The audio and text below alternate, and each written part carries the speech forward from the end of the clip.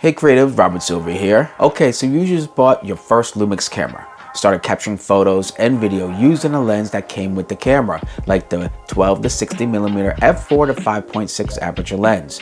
But you've noticed that for some reason your images seem to keep coming out either a bit dark or blurry too many times for some of your portraits. For beginning photographers looking to take their images to the next level, there are two lenses I highly recommend. These should be the next lenses you add to your camera bag, especially if you like shooting portraits.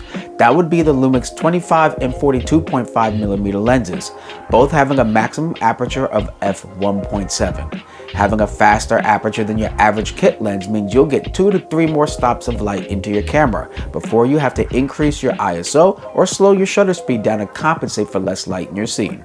Personally, I think the 25mm f1.7 lens should be the first lens you buy aside from the lens you got when you bought your camera. This lens is going to give you a 50mm full frame equivalent to the results in your photos.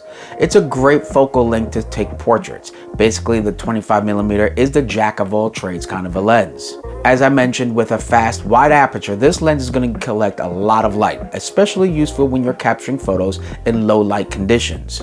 With the 25mm, you'll immediately notice the quality of your portraits will improve dramatically. Aside from getting more light into your camera, with very little effort, you can easily blur your background, creating that nice bokeh effect that our phone's camera try to replicate. Aside from portraits, it's certainly good for when you want to take some scenery photos, for when you're traveling, or even landscape photos when you're on a hike. Its lightweight design most definitely does not weigh you down.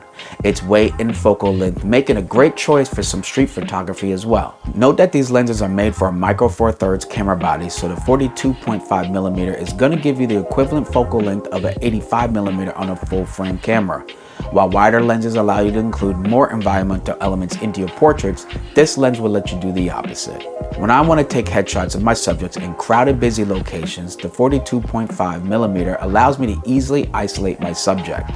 With this focal length, you'll be able to produce some great compression and bokeh in your photos. Aside from a nice blurry background, the compression will allow you to easily separate your subject from a busy or clouded background, thus producing great depth in your photo. Ultimately, with all that light that can easily enter into these wide aperture lenses means you can take photos in low light without triggering your camera's flash. What's more, you can avoid using higher ISO settings when you're in challenging lighting conditions, giving you cleaner, less noisy results.